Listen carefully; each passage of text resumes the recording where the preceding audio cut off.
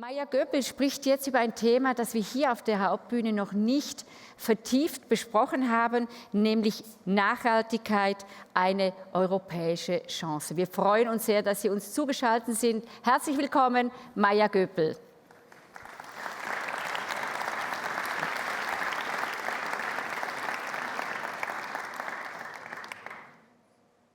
Vielen herzlichen Dank für die nette Einleitung. Ich würde eigentlich auf Englisch sprechen, weil mein Briefing-Dokument war Englisch und sonst haben Sie so englische Folien und deutsche Sprache. Also wenn das in Ordnung ist, würde ich jetzt aufs Englische wechseln. Oder ist das anders vorgesehen? Da müssen Sie Englisch lesen und ich rede Deutsch.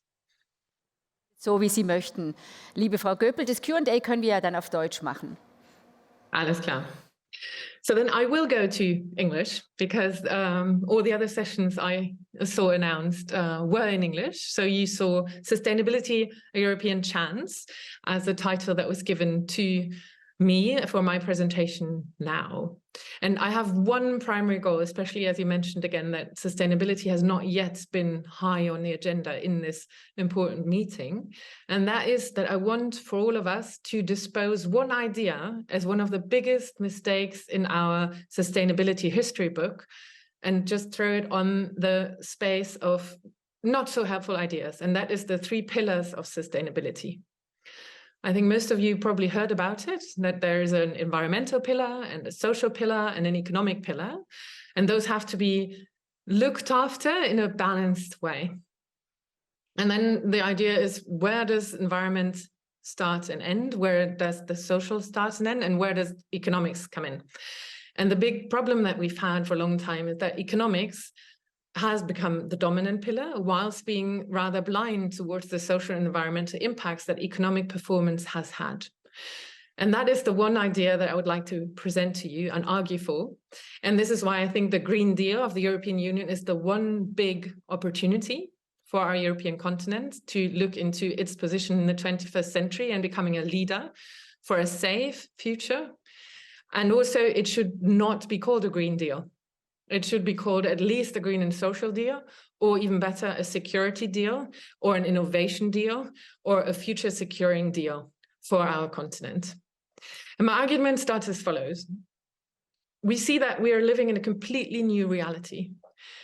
And that is something that Herman Daly has brought forward as a term, to say we've been living in an empty world when a lot of our economic ideas have emerged. And he's been such a pioneer in putting this image forward of the empty world versus a full world, and he's just passed a few weeks ago. So it is a bit of a tribute to his that part of this talk is about, and you'll see him appear again. Because what he said is that we have had good ideas for a time being where there was about 1 billion people on this planet. There was a lot of vast undiscovered nature on this planet to have had and to get into. There might have been people living there already, but a lot of the Europeans had the idea that discovered that, and it was part and parcel of what they could incorporate into their expanding economies. And we've had the notion that per capita, it was very low consumption levels. And this is a totally different reality from where we're at today.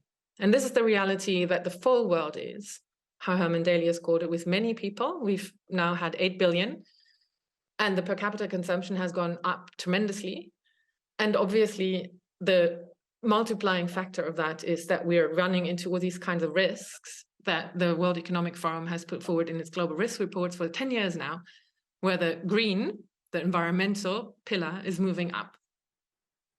And when you look at the kind of staging of climate action failure, extreme weather, biodiversity loss, human environmental damage, natural resource crises, the greeny ones, you see that it's very hard to distinguish them from social cohesion erosion, livelihood crisis, infectious diseases, and in fact, water had been labeled as a social aspect as well in former of those rankings.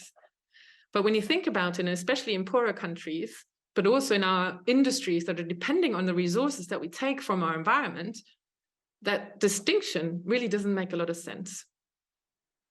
And after the COP in Sharm el-Sheikh on climate change, really looking at loss and damage, which is exactly at the climate action failure aspects of how much does it cost us to rebuild something that was destroyed through the extreme weather events. In Germany, we've had the 40 billion spent in the Ahrtal to reconstruct something that had already been there. our gross domestic product doesn't differentiate whether it's regrettable or whether it is progress. As long as money is spent and people are being employed, it is considered as something positive. But obviously, we would have much rather, especially now that we have shortage of labor and material supply, and to a matter of fact, gas, etc., use those kinds of amounts of resources and power of humans to build something that we call progress, rather than rebuilding something that got destroyed. And this is why I think we have to really be cautious about differentiating the environmental from the economic in particular. And whoever you talk to in the economic space now that has looked into the consequence of climate change will say the whole rhetoric about we can't afford climate protection can only be upheld when you don't look at the consequences of how much it will cost to not act, because the cleaning up will be exceeding what we can actually produce. So that's the A1, to how to let go of the distinction between the environmental and the social and the economic, but to really look at it as an integrated point of view. And for me, this starts with also looking at what is our idea of innovation? What is our idea of progress? What is the kind of pole star that can guide us through a crisis moment where a lot of things that we have been used to are challenged and a lot of priorities have to be set? Where do we put for example, chips that are not produced in the same amount anymore due to corona crisis and other delivery problems? Are they going to go, when IBM has a limited amount of them, into solar panels to provide for renewable energy? Or are they going to go in the gaming consoles just because the gaming industry can pay more?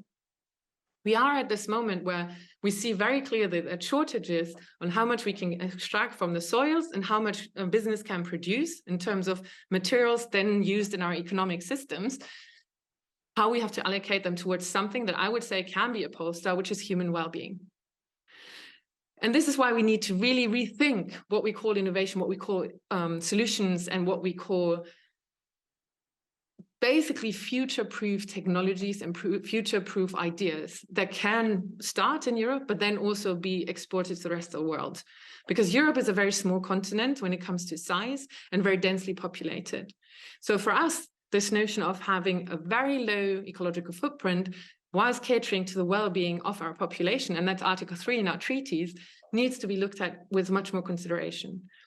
And this is where I found a new actor coalition to be very, very significant that's come onto stage, and that's been the health actors that have come forward also in the first lockdown period in April 2020 already, representing 40 million people working in this sector, and very strong statements by WHO Secretary General in that matter, Mr. Rudd, saying if you want to protect human well-being and health, you do want to protect our ecosystems. And this is the next COP that's coming up now in Canada, which is the biodiversity COP, that has a lot to do with exactly that notion. The zoonotic diseases was this catchword behind it, to say if we're encroaching too much on the territories of other living species, the viruses that feel constrained in how many animals they can live in might well jump onto us. And this is why the cohabitation between different types of living entities on this planet is something we should look at very carefully, and to stop thinking that humanity is somehow distinct from other life forms. And it's been called by some of our philosophers, like Philip Bloom and others, as one of the biggest mistakes that the first Enlightenment movement has made, to sort about one species out of the biological family to be separated from the others. And I think not only coronavirus, but also other health issues like pneumonia and respiratory diseases going up. It's the biggest cause of death or premature death in the EU, that we have very, very high emissions in our air. So it's not only the CO2 emissions, it's also the kind of other pollutants that we're inhaling. And now we've got a fifth planetary boundary coming up, which is new entities that are going and distribute themselves in our ecosystems and come back to our bodies, microplastics being just the first ones. And then we don't know how these things are traveling, including when we're really feeding a lot of antibiotics to our animals because we want more of them to eat. And that's been the prime message also out of this community of people looking after our health, to reduce the amount of meat that we're eating because it's water polluting and it's really downgrading our soils. But it also means that we're feeding a lot of antibiotics to animals that are then going to cause resistances, which means that the cures that we have developed in order to really increase human well-being might become less and less effective. And this is why I think there is a clear pole star, but it is one that's very far away from a lot of the big storytelling about where the future and where innovation lies. And that comes with a lot of money and comes with a lot of technological ideas behind it, especially digitalization. But I think we should be very cautious about how much we can substitute and where keeping something that's already there might actually be the better business model even. And I'll make a few examples for that. This new reality, in order for getting a grip on it and then finding the ways that we actually should organize our economic behavior, needs for honest accounting. And this is an example from, again, our way of using our land. And it comes into subtracting how much actually is expenditures on health, because we're not feeding ourselves well, but also in terms of degradation of the ecological capital, but also by ways that we've discussed now with a very, very widely dispersed supply chains that are not allowing for a lot of resilience and social cohesion in the livelihoods that we saw also on the risk charts. If all of that were subtracted, we see something like 12 trillion that the sector of food production and land use causes, and it is making 10 trillion in revenues as we accounted for now. So if we start really showing what is the environmental and the social impact and the health in this matter on how we are actually doing the kinds of things that we're doing, we see a lot of innovation potential. And this is why I find it so important not to get caught into the can we grow or not grow. It is only a matter about what is happening behind what we're calculating as growth or no growth. And unless prices are telling us the truth, we're really going blindfolded. And we're really looking at an economic pillar in separation from a social and environmental that cannot tell us what the impact of crunching numbers there is on the social and environmental. I don't know any economic system's purpose that I would ascribe to if it wasn't the well-being of its people. What is an economy for if it's not securing that? And that does mean that we want to, in the long term, be able to have that natural capital base. And this is Herman Daly again, because I find it was really important that he helped us, and I wish it was more prominent now in the public discourse, to really differentiate between means and ends. Because the highest end, the ultimate end for him is this well-being idea. And we have very many different possibilities to serve on this. So sharing, participating, all of that, it's not only having more and more stuff.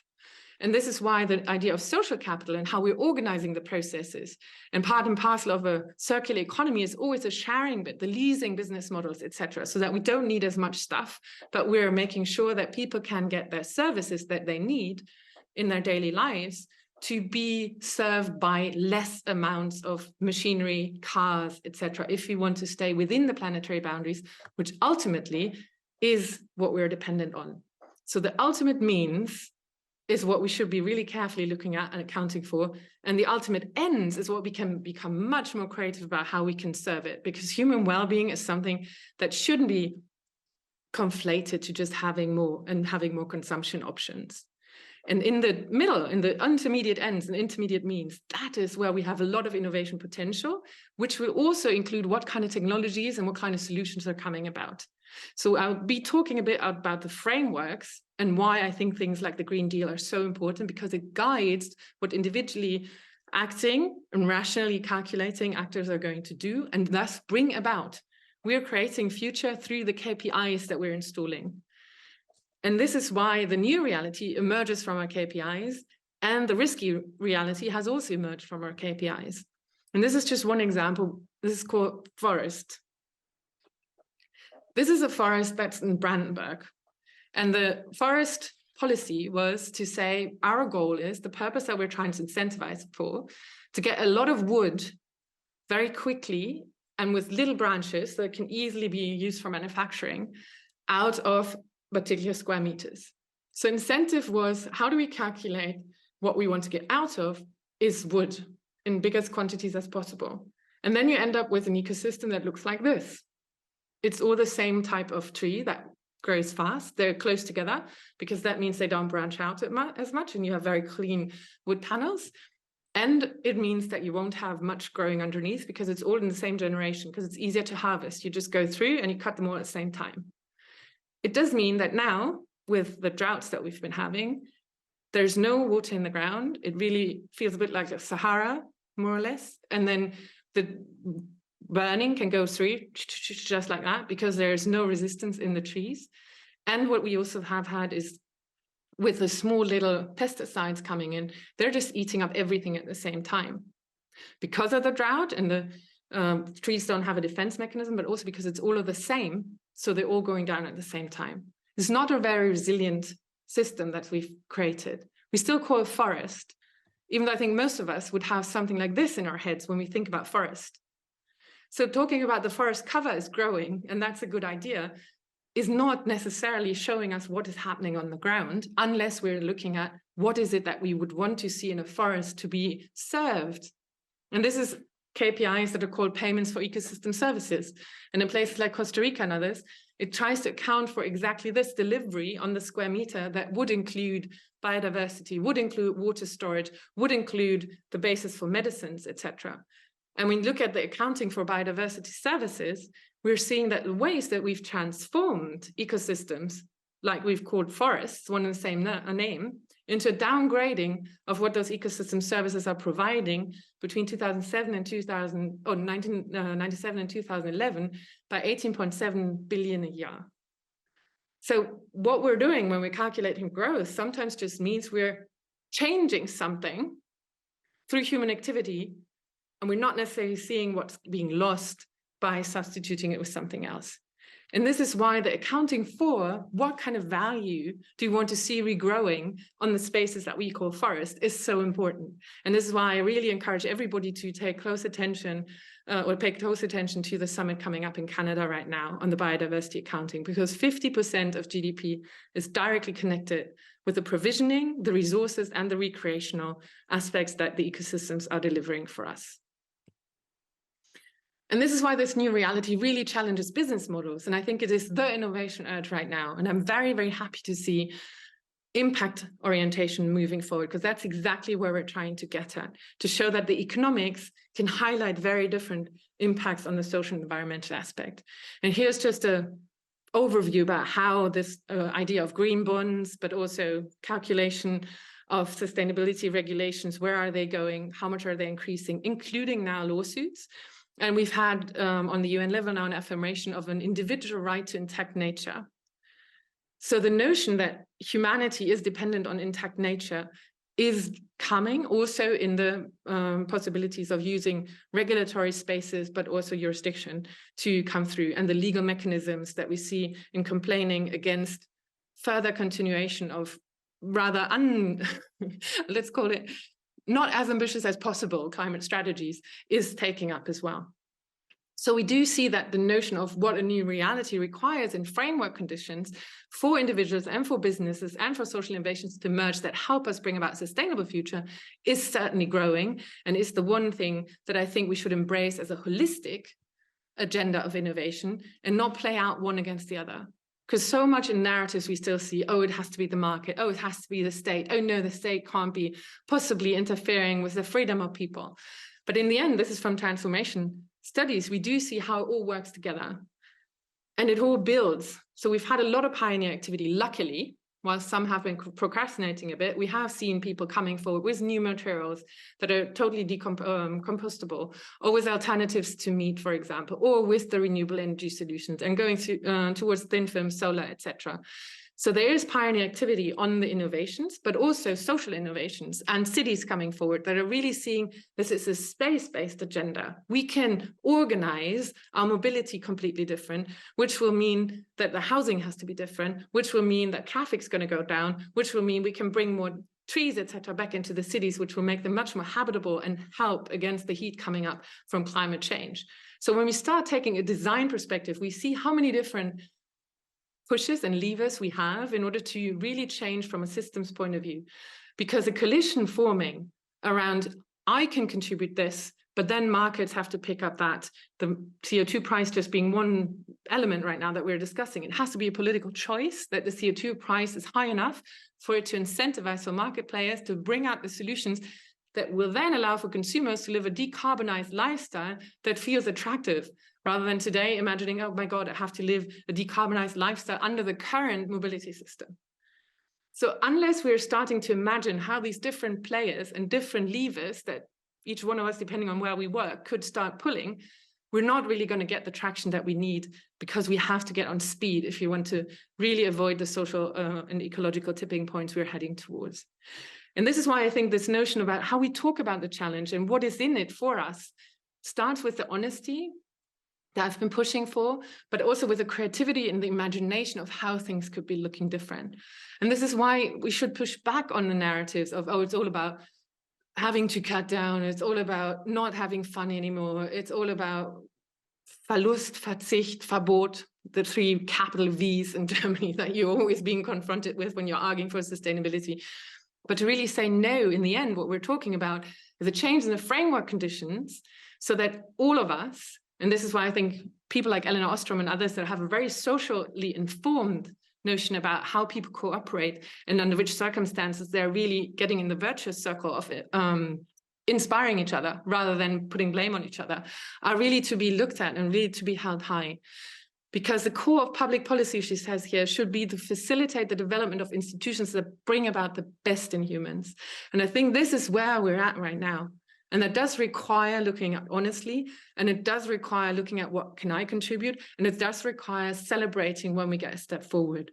And what I see right now culturally is really rather the other direction, that we're all kind of sitting back and want to say, oh, it's the political side that has to make the decisions. It can't be the individual is overloaded, and if they don't do it, the producers can't because the consumer won't pay.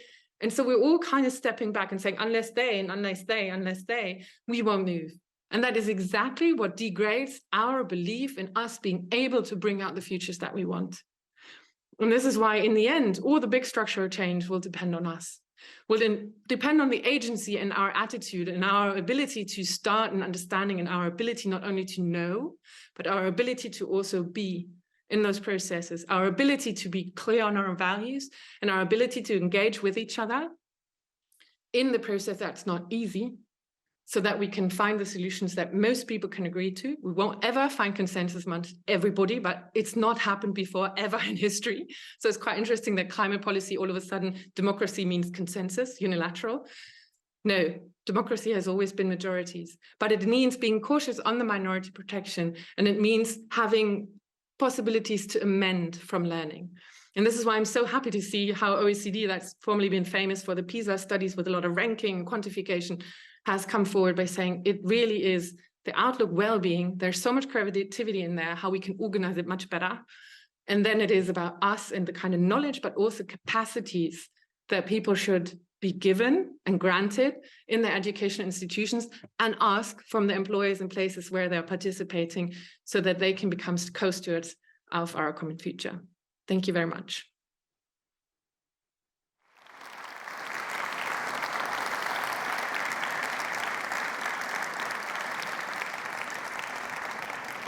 Vielen Dank, Maja Göpel. Es waren wahnsinnig spannende Ausführungen und auch so viele, wie soll ich sagen, so richtungsweisende Ansagen, die Sie hier gemacht haben. Ich habe mir dann so die ganze Zeit überlegt, ganz eine banale Frage erlaube ich mir jetzt Ihnen hier zu stellen.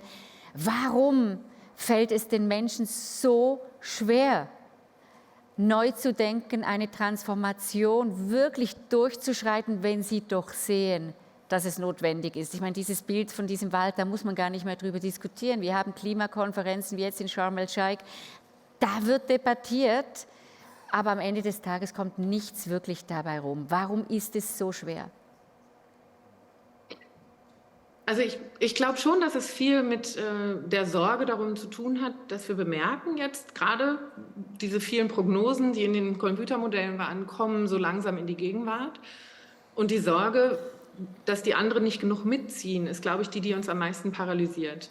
Also ich habe sehr viel jetzt bei Psychologen und Soziologen gelesen, wenn wir fragen, wo kommt der ursprüngliche Impuls her, ob wir uns alltäglich verändern wollen, dass diese Sorge darum, ich würde ja gerne, aber die anderen machen bestimmt nicht, uns im Alltag schon zurückhält, und dann die Narrative, die in den Medien ja auch immer weiter erzählt werden. Gucken Sie mal, die anderen wollen ja dies und die anderen wollen ja das. Dann komme ich so in das Moment, wo ich denke, und das bestätigen auch die sozialwissenschaftlichen Umfragen, ich würde ja etwas tun, aber wenn die anderen nicht mitziehen, wird meine Veränderung überhaupt nichts an der großen Problematik verändern können. Das heißt, wir brauchen die vielen kleinen Schritte, damit sie in der Summe dann ausreichen, um die Dinge zu verändern. Das wäre so der Bottom-up-Ansatz. Und deshalb finde ich es so wichtig, auf diese Regeln, die das Beste in uns herausbringen, aber die auch eine Verbindlichkeit mitbringen, dass für alle Veränderungen zählen.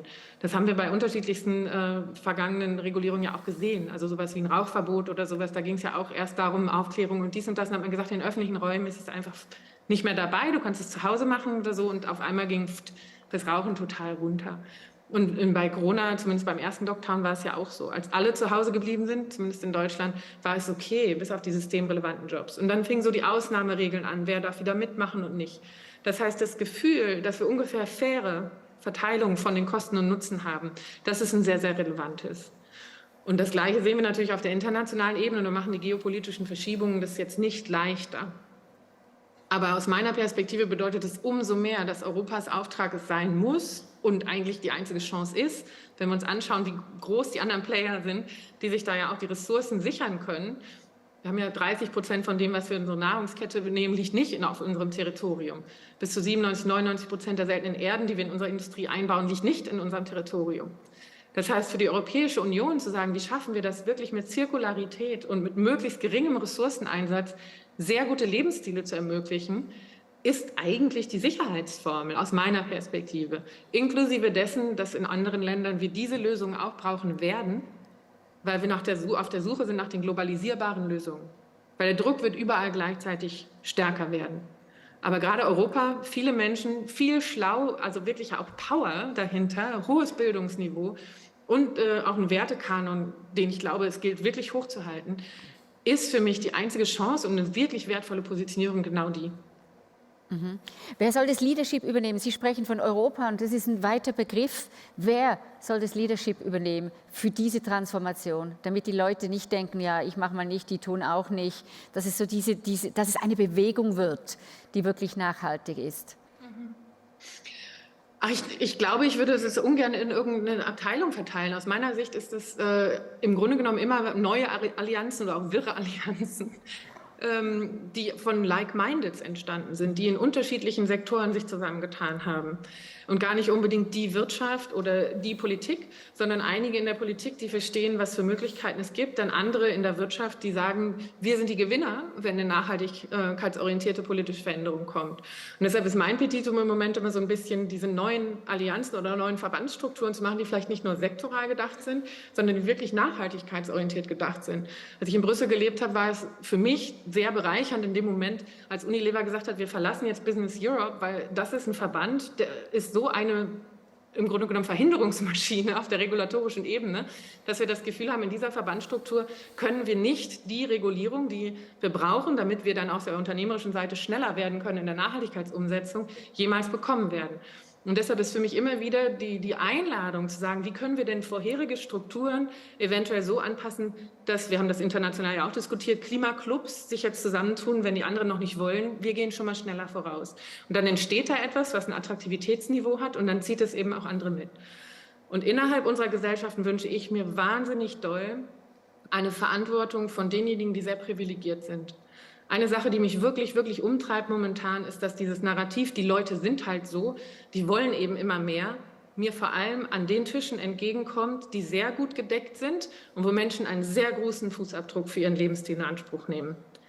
Und das ist etwas, das kann ich sozialwissenschaftlich nicht decken und in meinen Umfragen von Leuten, die eben nicht wahnsinnig viel Geld verdienen und damit auch vielleicht mehr abgeben müssten, nicht bestätigen kann. Und deshalb ist es für mich eine Verantwortung der Eliten, nicht einfach die anderen dafür zu benutzen, um die eigene Privilegiensicherung zu legitimieren. Es tut mir leid, das mal so deutlich sagen zu müssen, aber das ist wirklich eine Beobachtung im letzten halben Jahr.